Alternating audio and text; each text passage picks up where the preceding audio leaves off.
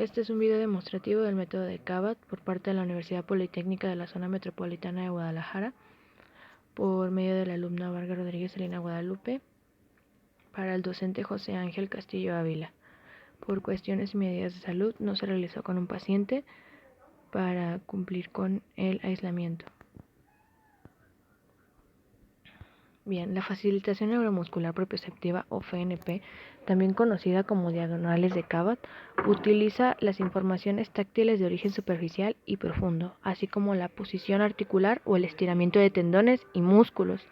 Esto con la finalidad de excitar el sistema nervioso que pondrá en funcionamiento el sistema muscular. Por tanto, para realizar un movimiento normal, hace falta un normal funcionamiento en el mecanismo, que podría ser el mecanismo detector, que será la propiocepción y el sentido cinético, y el mecanismo integrador, así como el mecanismo efector, que vendría siendo la musculatura esquelética. Bien, tenemos la técnica de FNP, también se utiliza para reeducar al paciente en este tránsito de estar encamado a bipedestación y en marcha. Para ello trabajaremos en un principio en colchoneta, continuando con posiciones concretas hasta alcanzar la bipedestación. La secuencia postural a seguir es la siguiente. El trabajo es en cúbito supino, paso de cúbito supino a decúbito prono. Para lograr este paso hay que trabajar también en decúbito lateral para disociar la cintura escapular de cintura pélvica. La incorporación de codos y rodillas es una posición cuadrúpeda con apoyo de codos y antebrazos en la colchoneta, que es la estimulación para conseguir la postura de sentado. La incorporación a la cuadrúpeda con apoyo de manos y estimulación del gateo, así como la incorporación de rodillas, la marcha de rodillas y la posición del caballero sirviente, colocando una rodilla apoyada en la colchoneta y el pie contrario apoyado también. Así la posición en bipedestación, estimulando de la marcha y la estimulación de las actividades de la vida diaria, que serían como subir rampas, escaleras, etc.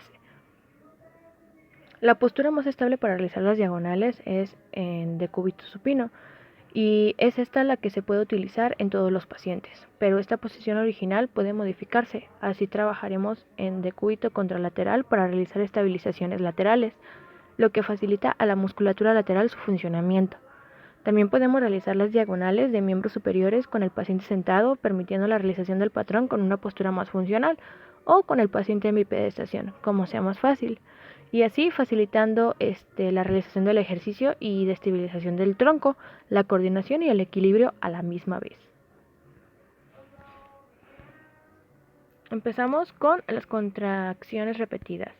Se realiza un esfuerzo repetido en una sola dirección, ejecutado en cualquier punto del recorrido del movimiento que se desee.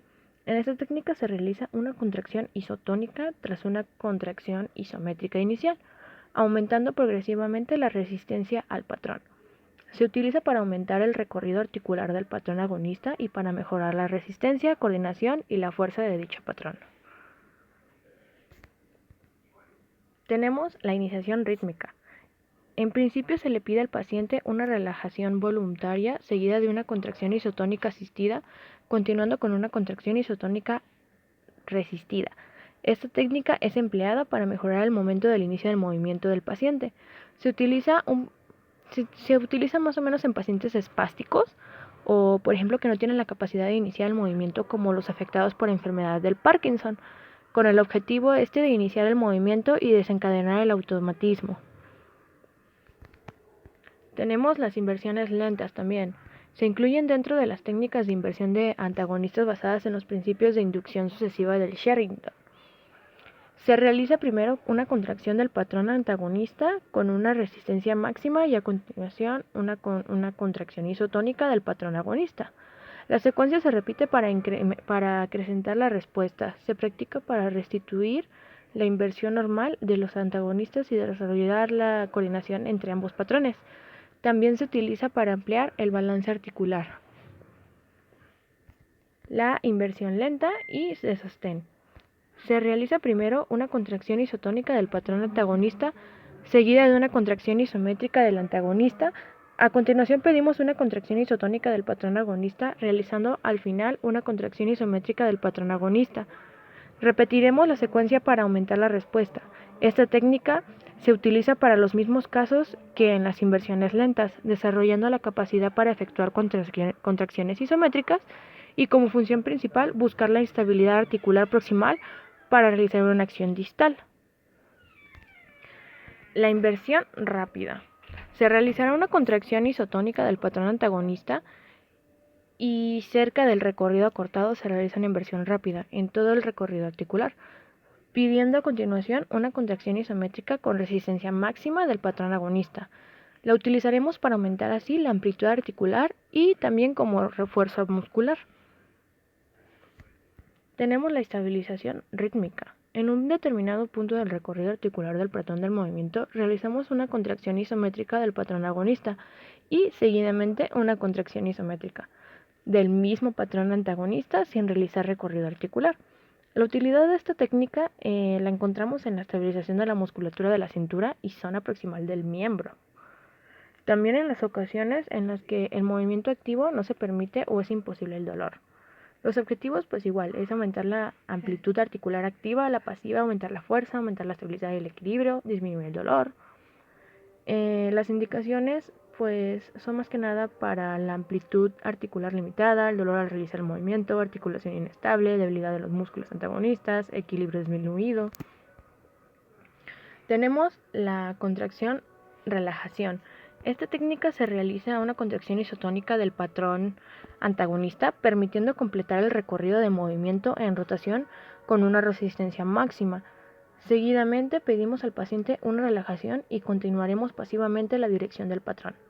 Conseguiremos así una relajación del patrón espástico y un aumento de la amplitud articular.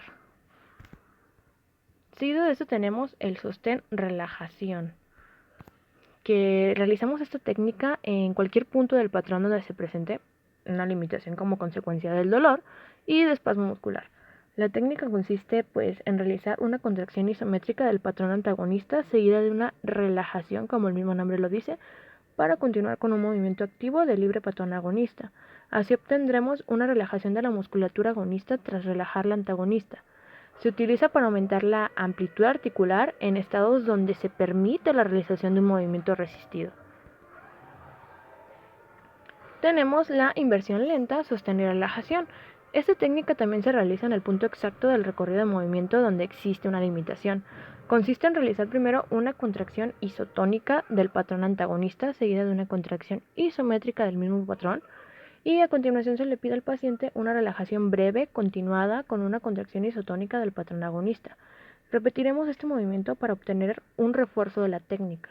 Pretendemos obtener una relajación del patrón antagonista permitiendo un aumento del recorrido articular. También sirve para estimular el patrón agonista y así obtener una mejor coordinación entre el patrón agonista y el antagonista. Muchas gracias por su atención. Espero que este video les haya servido y les haya gustado la información del mismo.